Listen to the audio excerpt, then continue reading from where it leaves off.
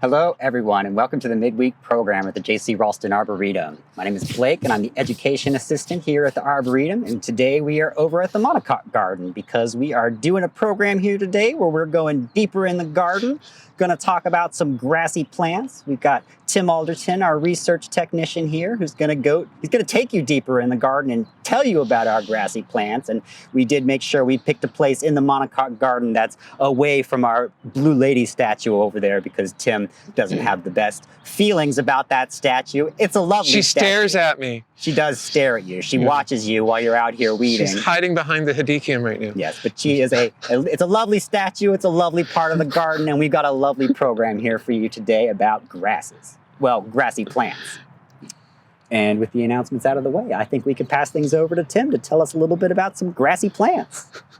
This is a difficult one for me. I didn't expect that the rhizomes of the grass would go so far on this, and I didn't give myself adequate time, I hate to say it. But so we're going to focus on three different families of plants that are grassy.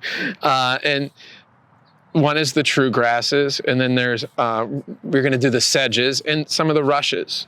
And actually, we're going to do that and flip-flop that order. We're going to start with the one that there's the fewest of. And I'll just give you some ideas of some of the reasons they're separated. I didn't, like I said, you could spend days on, if not weeks, if not years, actually looking at some of these families and still not understand them. And so this is digging deeper, but it's still, the hole is very shallow, very shallow. So we'll get started. The first group, like I said, were the rushes, which are the family Junctaceae. You'll see rushes, the most common ones, growing in ditches and stuff along the road. They're often in wet areas, and I have some here that these were some this is a volunteer I pulled out of the old butterfly garden, actually.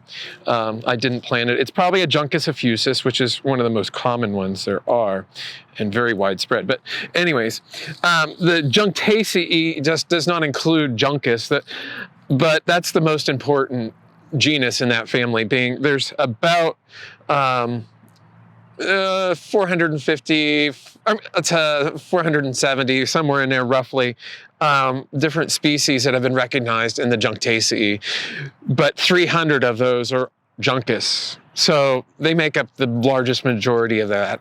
And there's only about 8 different genera in that family. So far majority, again, are Juncus. And that's the one I'm going to, that you see here.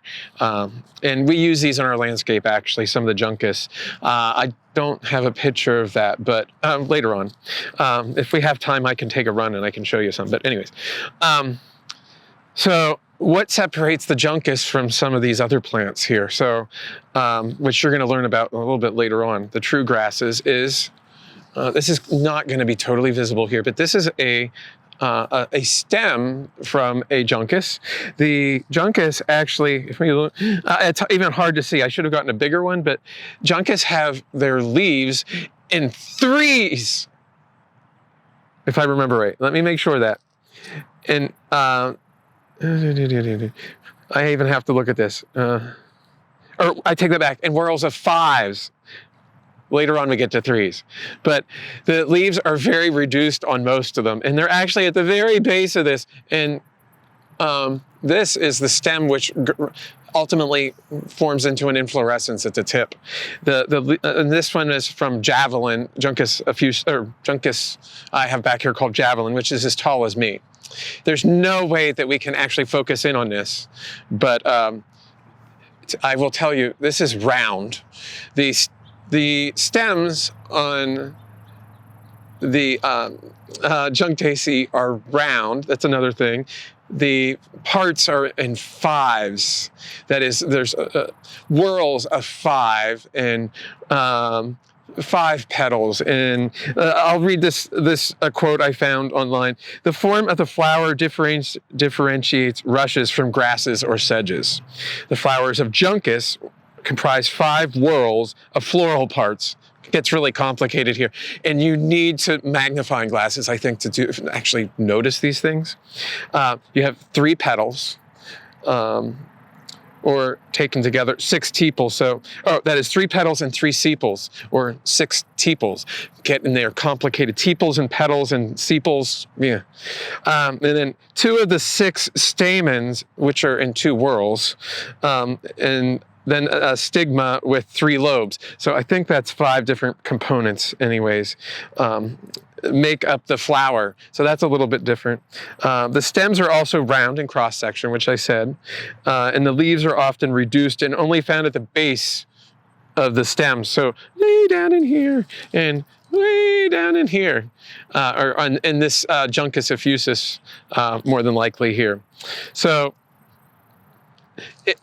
they're nearly leafless. You don't even notice them for the most part. So Juncus are found pretty much, let's see, they're found in, or the Junctaceae found pretty much worldwide, as are, well, we'll find out the grasses and the sedges as well. But from the Arctic to the tropical rainforest, you can find these. But like I said, the majority of them are Juncus and round. So rushes are round, and Juncus are commonly called rushes. So that's the way you can remember that. Stems are round in Juncus.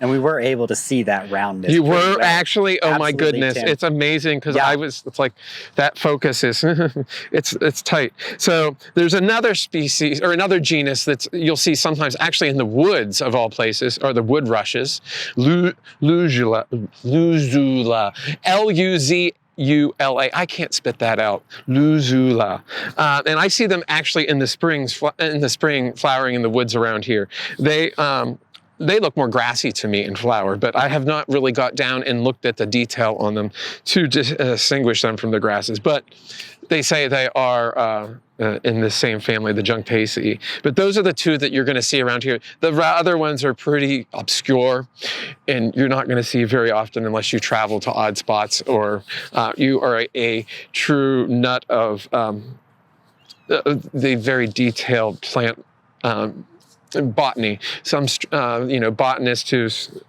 trying to write a paper would be looking at the Junctaceae.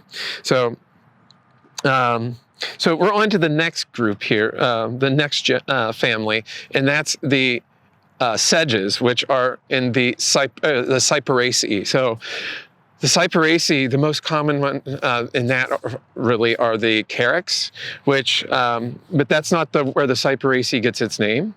It's from Cyperus, and you probably don't realize it, but you've heard of Cyperus papyrus. Cyperus papyrus, or papyrus, is the one that's most name-wise recognizable, but it's not the largest genus in this family. So in the Cyperaceae, there's about 5,500 different species that have been identified or so, found throughout the entire world, but with centers of diversity both in tropical Southeast Asia and South America, but they're still prolific all over the place. For instance, I know for carex is the largest genera in that family. There's over 2,000 species have identified of carex. And like in North Carolina and in, I'm from Pennsylvania originally, there's like 300 or 400 species in each state.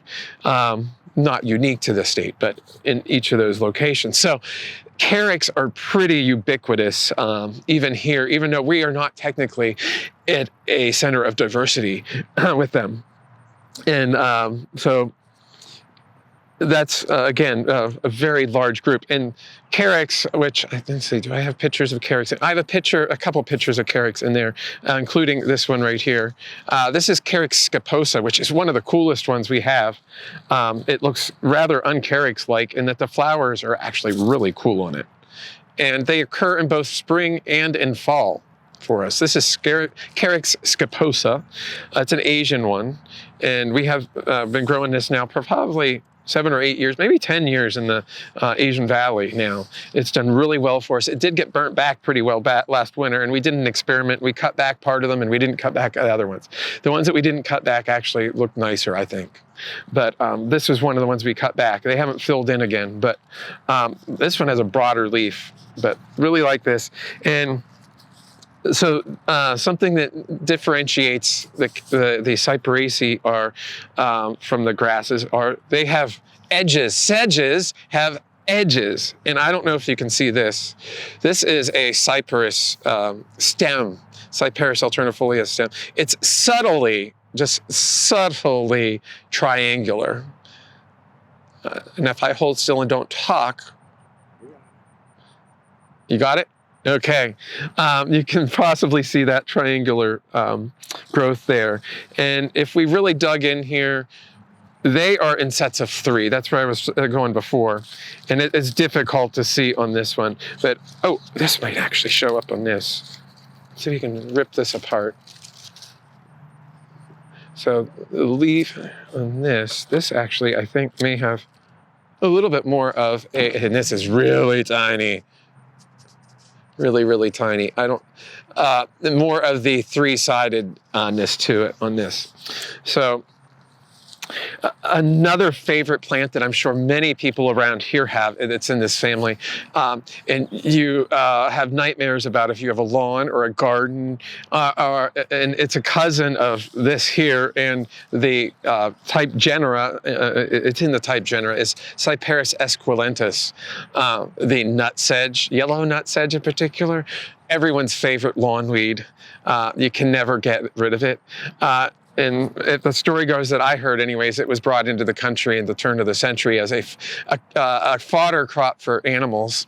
And today I think they've decided it's, one of those numerous superfoods. So if you really get desperate or if you really get healthy, you might go dig a nose up in your neighbor's yard. No, for your neighbor to get them out, and you can somehow prepare them and eat them, the nuts. But anyways, but the more common ones are this more bigger Cyperus. This is Cyperus alternifolius, which we grow here in the garden. Actually, there's a big clump just over here. And it gets about 5.5, 6 feet tall for us, grows wet or dry. I do love this plant. And these are actually the inflorescence. And I think these are the reduced leaves down here. On alternifolius. If I had gotten, let's see, Cyperus oblostriata, which we have in the garden as well, it has actually much larger leaves at the base, followed by an inflorescence coming up out of that in the stem. And the leaves actually on these, if you could see it and observe it, apparently they are arranged in thirds around that triangular stem. So you got one, and then turn it slightly, and there's another one, and turn it slightly, and there's another one. So thirds.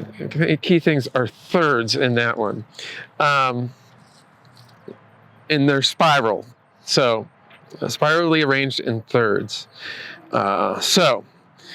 And so this family also includes things like this Eliocharis, which I do have a little picture of it, Eliocharis. And actually, it's probably part of this clump. It's a giant plant. I think, is this Eliocharis rependens? Is that what I said? Radicans. Radicans. I knew it was an R. I'm trying to remember. I didn't write it down.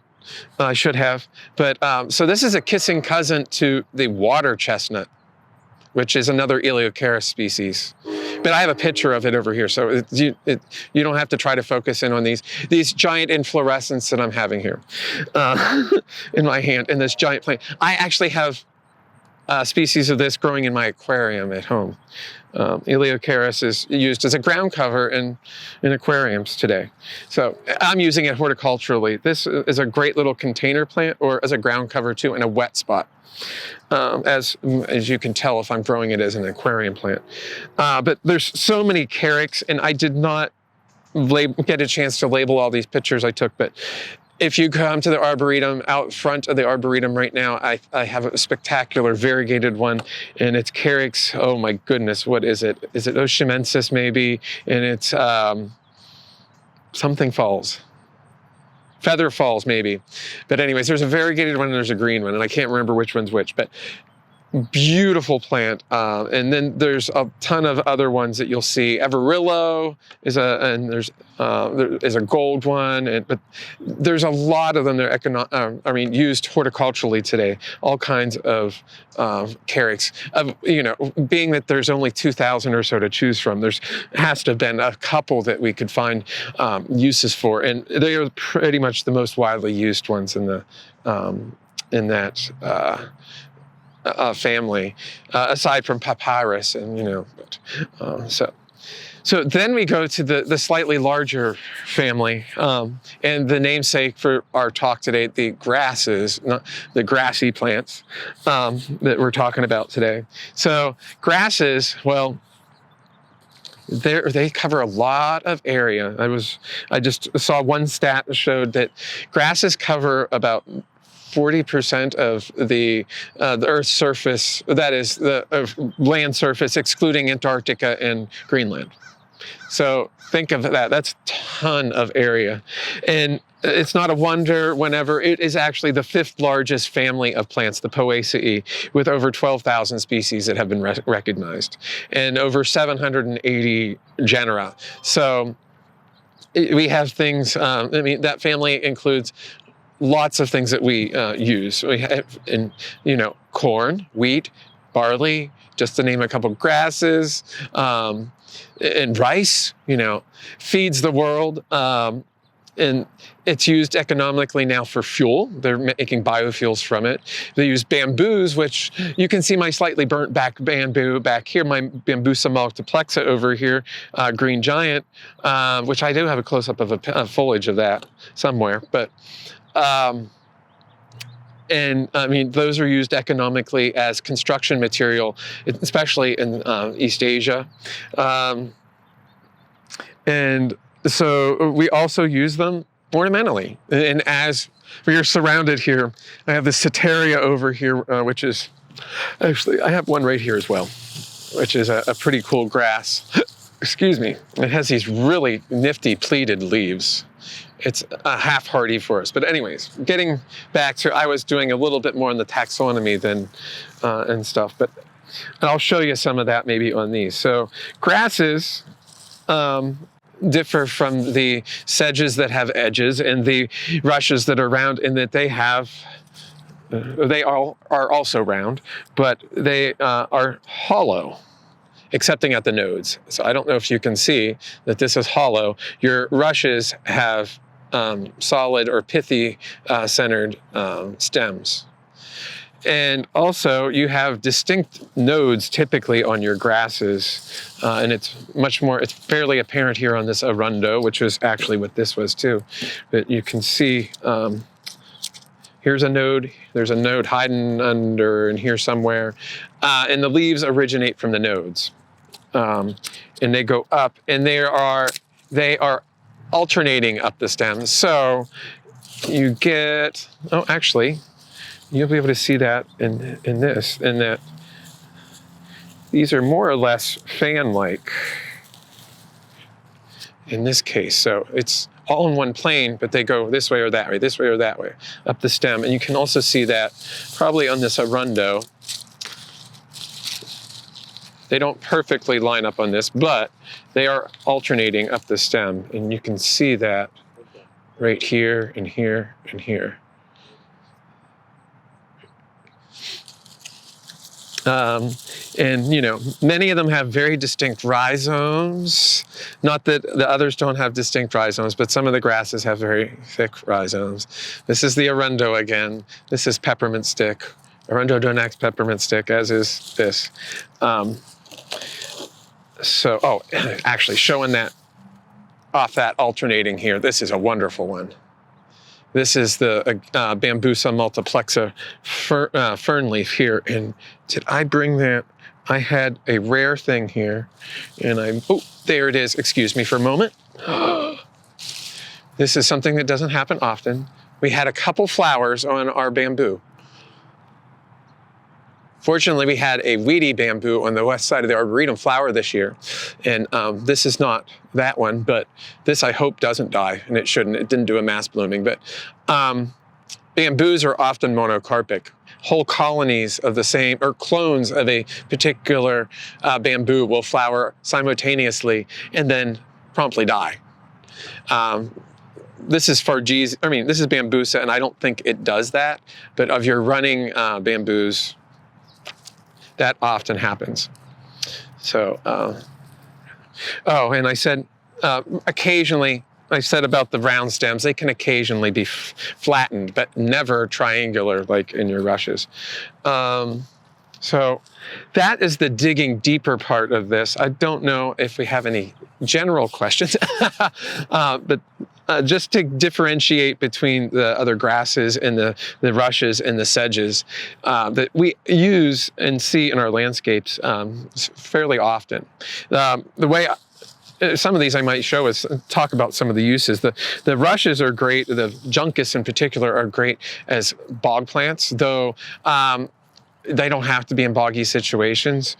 We have them actually in some very dry situations. They look great. And there's some selections like Blue Arrow, which I had hoped to have a picture. There's someone somewhere in a stash of pictures that I gave Blake a picture of that, or you could get it out of the photo collection. Have you done that? I can later. Okay. No. Okay. Anyways, you'll put it in post production, but the wonderful colors behind me. You can't see it, but probably pick it out. But behind some daylilies back here, there's actually a really nice one, which is this one here, which I like, is Javelin, which only gets about this tall. So Blue Arrows is about this tall. And then there's other ones that are really that tall, but so there's some uses for them, but they're really versatile. They will grow in wet, but they can take perfectly dry soils as well. And they structurally give you something really cool to look at. So many of the carex are wonderful shade plants for us, tolerating dry shade, though the deer do like them fairly often. I hate to admit it on some of them. And there's actually a lot of variation on the textures of the leaves. This is one of the coarsest carex that we grow here, though. If you get in the mountains, you can grow, I think it's now in a different genus, but carex, what used to be Carex plantagenae, has a really wide blade, and it's a wetland species, but this is not. And it has almost white inflorescence in the spring that look like little white pom-poms. The cyperus, to me, I love cyperus.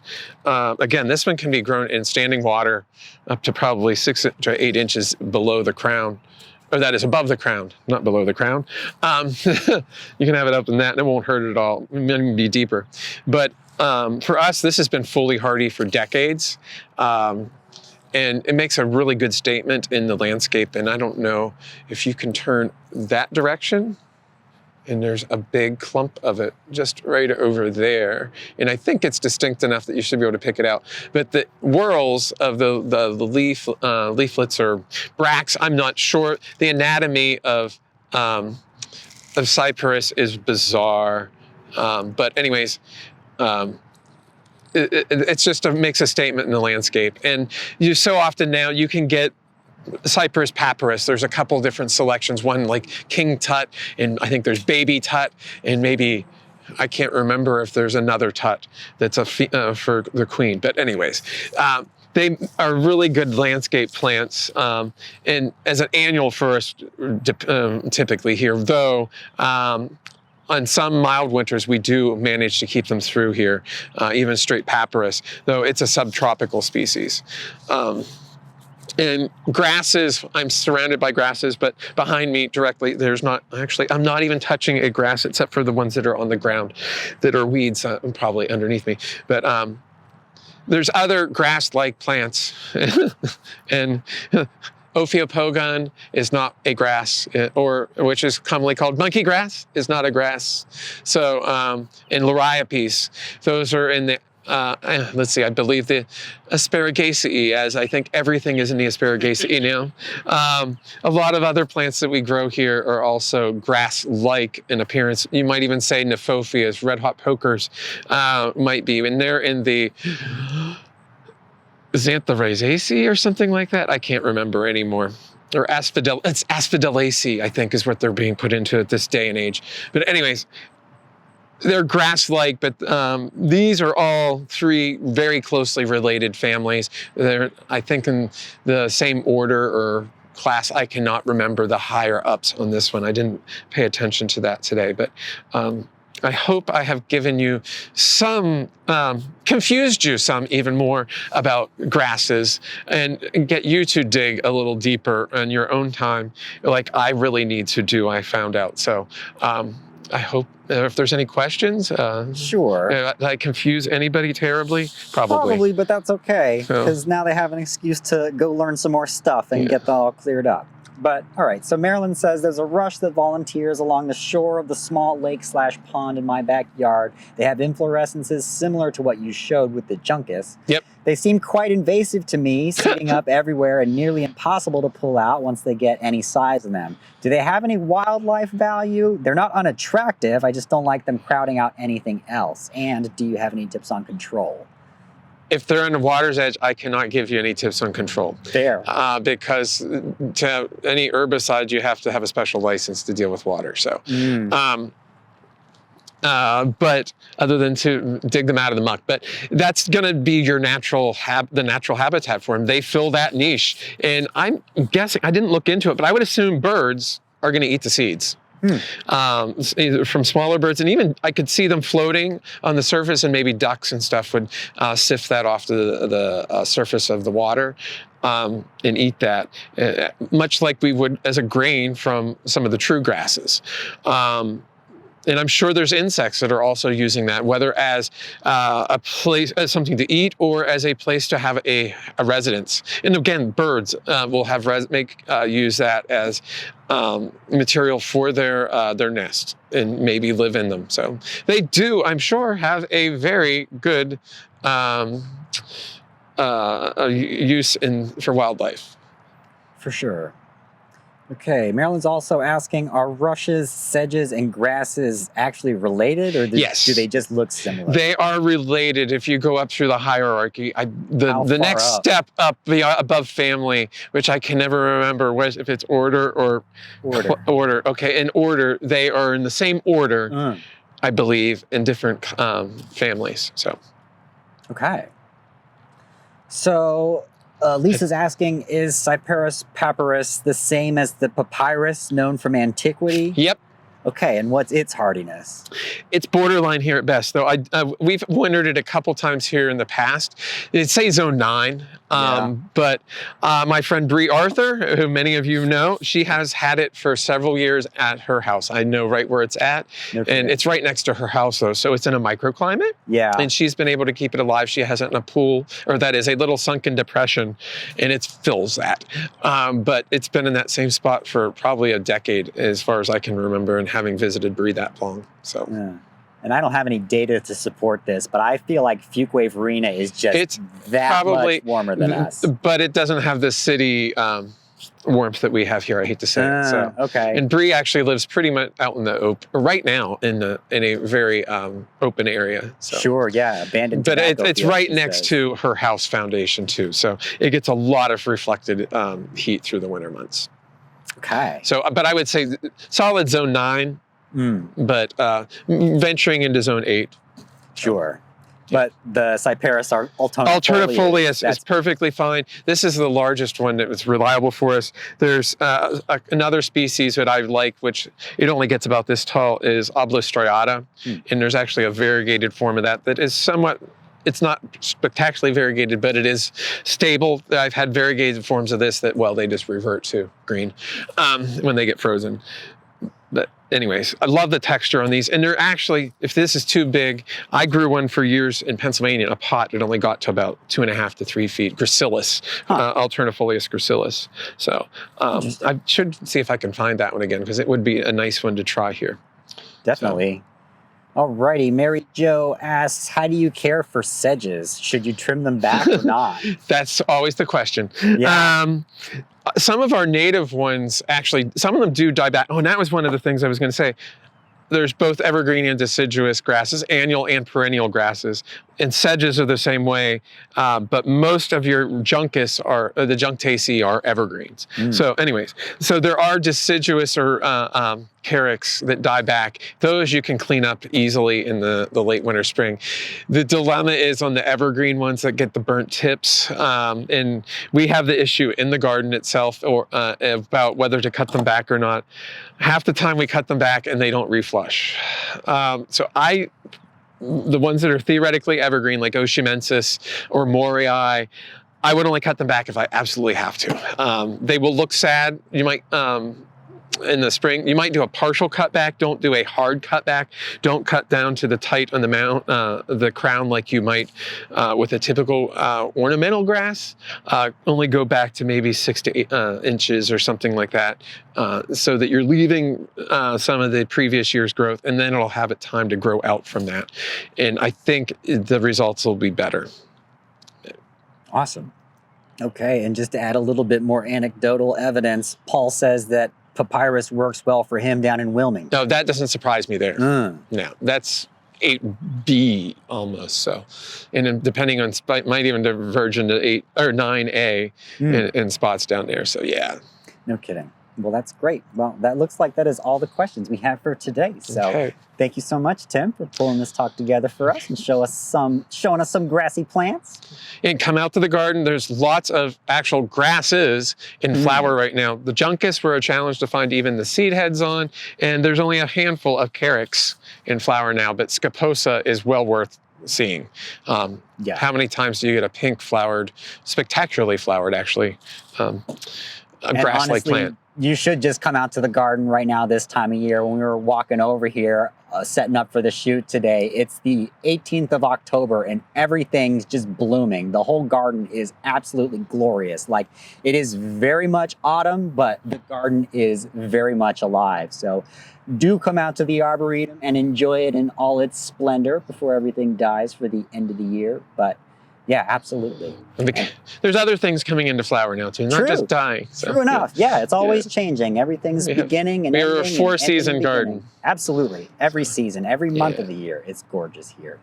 So thank you everybody for joining us today for this presentation. We will be back next Wednesday at 3 o'clock. We'll be having garden conversations that week with John Dole, which should be wonderful. So I hope you all will join us for that. We will see you all then. Y'all take care.